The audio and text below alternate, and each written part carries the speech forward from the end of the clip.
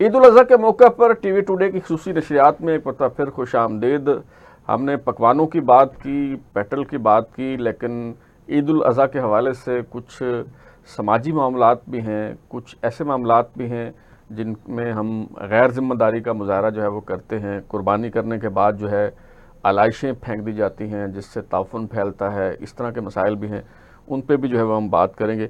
تو بریک پہ جانے سے پہلے جو ہم بات کر رہے تھے کہ ایک سماجی پہلو اس کا یہ ہے کہ چلیں ایک فیسٹیول بھی ہے, لیکن جب آپ محلے میں گھماتے پھراتے ہیں, شو آف کرتے ہیں, تو وہ لوگ جو قربانی کرنے کی سکت نہیں رکھتے ہیں تو ان پہ جو ہے وہ کیا گزرتی ہوگی. تو اس حوالے سے بھی, اور دوسرا یہ کہ جس طرح اب شہروں میں, سوسائٹیوں میں یہ رجحان آ رہا ہے کہ آپ نے قربانی جو ہے وہ جو ایک مخصوص جگہ ہے وہاں جا کے آپ نے ذبح کرنا ہے جانور کو, گلی محلوں میں, گھروں کے باہر جو ہے وہ ذبح نہیں کرنا. تو یہ بھی میرے خیال میں بلا صاحب, ایک تو یہ جو آپ کی دلیل ہے نا کہ ویسے اس ضمن میں ریحان صاحب نے بڑی خوبصورت بات کر دی ہے اور میں ان کی بات سے متفق ہوں, لیکن صرف اس میں تھوڑا سا اضافہ کرتے ہوئے کہ آپ کی یہ جو دلیل ہے کہ جب آپ بیل لے کے گھماتے ہیں تو جو قربانی نہیں کر سکتا تو اس کے دل پہ کیا گزرتی ہوگی, تو پھر جب آپ ایک اچھی گاڑی لے کے کہیں سے گزرتے ہیں تو جو گاڑی افورڈ نہیں کر سکتا اس کے دل پہ کیا گزرتی ہوگی, جب آپ ایک گھر بناتے ہیں اور جو گھر نہیں بنا سکتا تو پھر اس کے دل پہ کیا گزرتی ہوگی. تو پھر تو آپ باقی معاملات میں بھی اس معاملے کو دیکھیں گے. ایک فرق ہے معمولی سا. اچھا, وہ فرق یہ ہے کہ جو گھر بناتا ہے, جو گاڑی لیتا ہے, وہ کار خیر نہیں ہے, وہ تو اپنی ضرورت کے تحت کر رہا ہے. ٹھیک ہے, نہیں لیکن یہ جو قربانی اس میں بھی آپ اسراف کا پہلو نکال سکتے ہیں نا بحث کے لیے, تو دیکھیں اس میں بہت ساری چیزیں نکل سکتی ہیں کہ یہ شو آف ہے, گاڑی تو ضرورت ہے 30 لاکھ کی گاڑی, ضرورت 8 کروڑ کی گاڑی نہیں ہے, تو پھر اس میں بھی ایک شو آف بھی ہے, اسراف بھی ہے, اور بہت سارے لوگ صرف اپنے اسٹیٹس کو شو کرنے کے لیے گاڑیاں مہنگی رکھتے ہیں. دوسری بات یہ ہے کہ دیکھیے کچھ چیزیں مذہب کے تناظر میں دیکھنی چاہیے اور کچھ چیزیں کلچر کے تناظر میں دیکھنی چاہیے. بعض اوقات کچھ چیزیں جو ہیں وہ مذہب سے شروع ہوئیں, مذہب کے نام پہ شروع ہوئیں اور پھر وہ خالصتاً کلچر بن گیا. جی بالکل.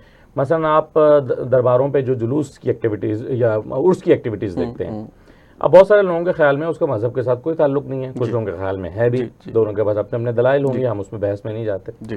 لیکن میں اس کو جو ہے وہ دیکھتا ہوں کہ اگر وہ خالصتاً ایک کلچرل ایکٹیویٹی بھی ہے نا تو بھی وہ ٹھیک ہے, کیونکہ کلچر بھی تو آپ کی سوسائٹی کا حصہ ہوتا ہے.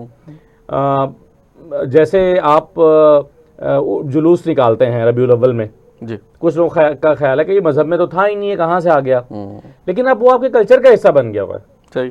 اور کلچر کا حصہ بن جانا یا ایک چیز کلچرل ایکٹیویٹی کا بن جانا, اس میں کیا بری بات ہے.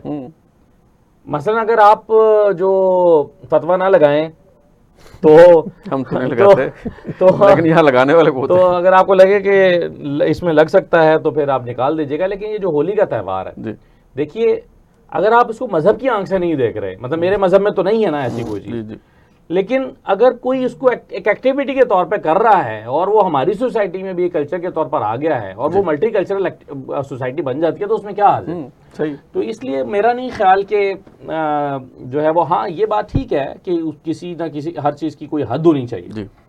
یعنی آپ اگر 5-10 لاکھ کا بیل ہے تو وہ آپ اس کو بناتے سنوارتے ہیں یا بڑا کرتے ہیں یا اس کے اوپر ایک, تو وہ 15-20 لاکھ کا ہو جائے گا. لیکن کروڑ روپے کا بیل بہرحال پھر بھی سمجھ میں نہیں آتا. اچھا, اب اس میں اگین آرگومنٹ یہ ہو سکتا ہے, جو ریحان صاحب کی گفتگو سے میں اس پہ سوچ رہا تھا کہ یہ دلیل ہو سکتی ہے کہ بہرحال چلیے اس میں بھی ایک انڈسٹری لگی ہے, ابھی عید کے فوراً بعد نئے جانوروں کی خریداری اگلے سال کے تیار کرنے کے لیے شروع ہو جائے گی ابھی سے, اور پھر ان کی تیاری ہوگی, اس پہ 50 ملازم رکھے جائیں گے. اب آپ دیکھیں اس کاروبار میں جو امیر لوگ ہیں انہوں نے قدم رکھ دیا ہے, جو خوبصورت بیلوں کے کاروبار میں, پھر وہ ملازم رکھتے ہیں, پھر وہ ان کی دیکھ بھال ہوتی ہے, پھر وہاں پر وہ AC لگتا ہے, پھر وہ ان کا کھانا ایک خاص طور پر تیار ہوتا ہے, تو بہت سارے لوگوں کا ایک روزگار اس سے بھی جڑتا ہے. تو الٹیمیٹلی دیکھیں جو امیر آدمی ہے وہ امیر آدمی امیر ہوگا تو آگے بھی خرچ کر رہا ہوگا, وہ بتائے گا, دکھائے گا. اور دوسری بات یہ ہے کہ وہ جو خرید رہا ہے 50 لاکھ کا بیل, تو وہ اگر نہیں خریدے گا تو وہ پیسے بینک میں پڑے رہیں گے. اچھا ہے نا, وہ باہر نکلیں گے, آگے تقسیم ہوں گے, سوسائٹی میں جائیں گے. صاحب نے جو بہت اچھی بات کہی ہے, اور اس میں ایک چیز کا میں اضافہ کرنا چاہوں گا, وہ یہ ہے کہ یہ جو ہم کلچر چیزیں کرتے ہیں نا, تو کچھ چیزیں تو وہ تھا کہ جو ہمارے معاشرے میں زیادہ ہے, اور وہ یہ تھا کہ ہم نے ہندوؤں کے مقابلے میں جو ہے نا قربانیاں کرنی تھیں اور اس کا خون بہانا تھا, تو اب وہ خون کیا بہا رہے ہوتے ہیں، مطلب وہ تو یہ ہوتا ہے کہ آپ سڑک پہ آتے ہیں، پھر وہ گاڑی لے کے گاڑی اس پہ سے گزر کے پورے ہمارے ماحول میں گھما رہی ہوتی ہے. تو بہرحال اس کو کنٹرول کرنا ضروری ہے. یہ مطلب اس کا کوئی نہ مذہب سے اور کلچر سے تعلق نہیں ہے، بلکہ یہ بالکل نفی ہے مذہب کی بھی، کیونکہ صفائی اگر نہیں ہے تو یہ پھر ہمارے مذہب کی نفی ہے یا دکھاوا ہے اگر. ہاں وہ تو بالکل وہ ہی بھی مذہب. ہاں لیکن یہ کہ آپ اس کے حوصلہ کریں، اور اگر کوئی کمیونٹیز ہیں، کوئی وال سٹیز ہیں تو وہ اگر یہ کام کریں اور وہ یہ پابند کر دیں کہ ٹھیک ہے آپ نے گھما پھرا لیا، لیکن اب اس کو ذبح کرنا ہے اور اس کو جو باقی علائشیں ہوں گی وہ ایک جگہ کریں، تو یہ بہت بہتر ہے. اور اب پاکستان یہاں اسلام آباد میں CDA بھی کچھ کر رہی ہے اس کام کے لیے، اور ایک بڑی مطلب ایک پریشر ہوتا ہے جو میونسپل اتھارٹیز ہیں ان کے اوپر ان بڑے شہروں میں اسپیشلی، کہ ان کی علائشوں کو اٹھانا اور اس کو پھر ڈسبرس کرنا، مطلب اس کے لیے سینکڑوں گاڑیاں انوالو ہو جاتی ہیں. تو وہ اگر ایک جگہ پہ ہو یا مختلف پاکٹس میں ہو تو وہ زیادہ آسان ہو جائے گا ہینڈل کرنا. بالکل صحیح. اچھا ایک اور چیز مجھے جو سمجھ نہیں آتی وہ یہ ہے کہ اب اسلام آباد میں جیسے جو گوشت ہے بیف کی اگر ہم بات کریں تو وہ کوئی ہڈی والا گوشت 1300 روپے کلو ہے اور بغیر ہڈی والا کو 1500 1550 روپے کلو ہے.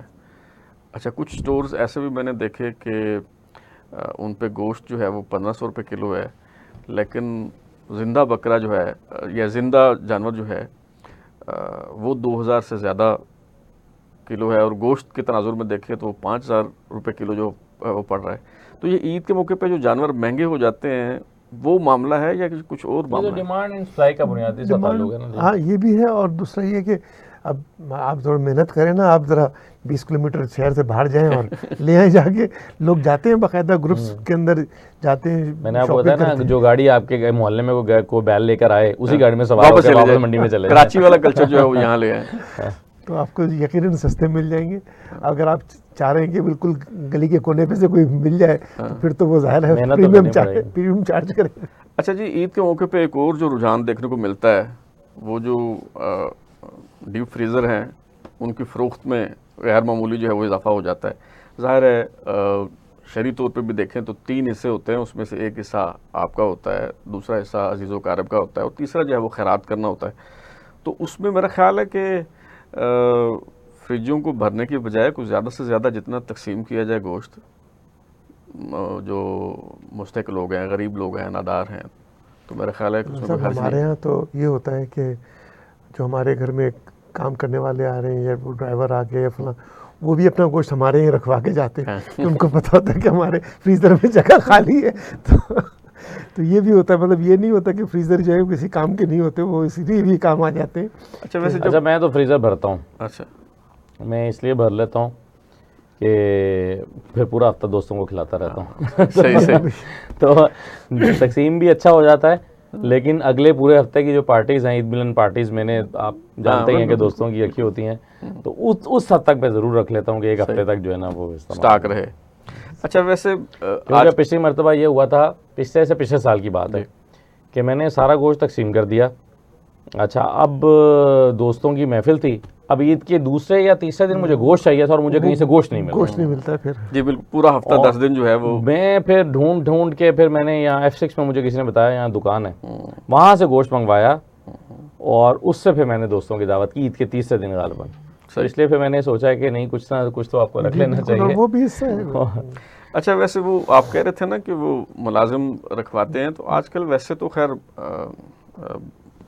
فریج جو ہے وہ ہر گھر کی ضرورت بن گیا ہے، سب کے پاس ہوتا ہے. لیکن ریحان صاحب آپ کو تو خیر یاد ہوگا، اسد آپ کو کوئی ہے تو اس تجربہ کھانے کا؟ نہیں، جب یہ فریج نہیں ہوتے تھے تو ہمارے ہاں یہ کلچر ہوتا تھا جو گوشت کو محفوظ کرنے کا، کہ اس کو سکھایا جاتا تھا. جی.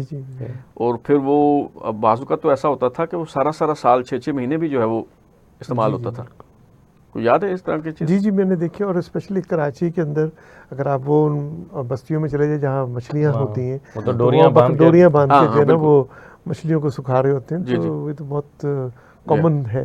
یہاں بھی جو ہے نا وہ شہروں میں تو نہیں ہے، کیونکہ شہروں میں یہ چیزیں تو اب ہر گھر میں موجود ہے. لیکن کچھ لوگ اس کو روایت کو برقرار رکھنے کے لیے سکھاتے ہیں. جیسے میرے ایک دوست ہیں منکیرہ میں, جی تو انہوں نے پچھلے سال مجھے سکھا کے جو ہے وہ بھیجا. انہوں نے کہا کہ یہ ہماری روایت ہے, تو ہم گوشت کو خشک کرتے ہیں. تو انہوں نے وہ خشک گوشت مجھے بھیجا عید کے چند دن بعد اور کہا کہ اس کا ٹیسٹ آپ ٹرائی کریں. تو میں نے زندگی میں پہلی مرتبہ خشک گوشت کو کھایا. تو ظاہر ہے اس کا گوشت تھوڑا فرق ہوتا ہے اس کے ٹیسٹ میں, لیکن یہ کہ کچھ لوگ روایت کو برقرار رکھنے نمک بھی زیادہ ہوتا ہے اس کا. ہاں, نمک ڈالا جاتا ہے نا تاکہ اس کو محفوظ کرنے کے لیے. اچھا, ویسے یہ آپ نے بھی بات کی, میں نے بھی بات کی کہ فریج تو اب ہر گھر میں موجود ہے. اچھا, فریج کے استعمال میں اضافہ ضرور ہوا ہے. وہ کسی دور میں ہوتا تھا کہ جس گھر میں فریج ہوتا تھا وہ گھر بڑا وی آئی پی شمار ہوتا تھا, اور اگر وہ آپ کے تعلقات اچھے ہوتے تھے اور وہ کوئی برف کا کٹورا آپ کو وہاں سے مل جاتا تھا تو اس کو بڑی بات جو ہے وہ سمجھا جاتا تھا. لیکن اب بھی بہت سے, اور وہ کوئی تعداد جو ہے وہ لاکھوں میں نہیں شاید کروڑوں میں ہوگی, ایسے لوگ ہیں جن کے پاس گھروں میں فریج نہیں ہے. میرا خیال ہے جب ہم اس طرح کی سویپنگ سٹیٹمنٹ دیتے ہیں تو شاید یقیناً ظاہر ہے وہ تو اکثریت کے لیے کہا جا رہا ہوتا ہے نا. جب کہا جاتا ہے کہ آج کل جی سب کے پاس ہے, تو اس کا مطلب اکثریت کے پاس ہے. یہ بات تو صحیح ہے کہ وہ جس طرح اکثریت کے پاس تو بجلی بھی نہیں ہے. ہاں, ایسے علاقے بھی ہیں یہاں جہاں پہ بجلی کی ہی نہیں ہے, تو فریج کیسے ہوگا.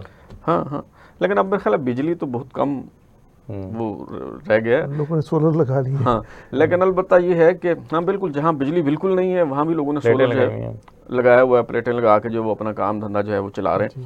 ہاں, البتہ یہ جو ہم کہتے ہیں نا کہ جس طرح یہ اپلائنسز ہیں, اوون ہے, فریج ہے, باقی ضروریات یا آسائشات کہہ لیں, وہ چونکہ اب بہت زیادہ آ گئی ہیں تو ہمیں لگتا ہے کہ ہر کسی کے پاس ہے, تو ہر کسی کے پاس بھی نہیں ہے. جی بالکل ایسے.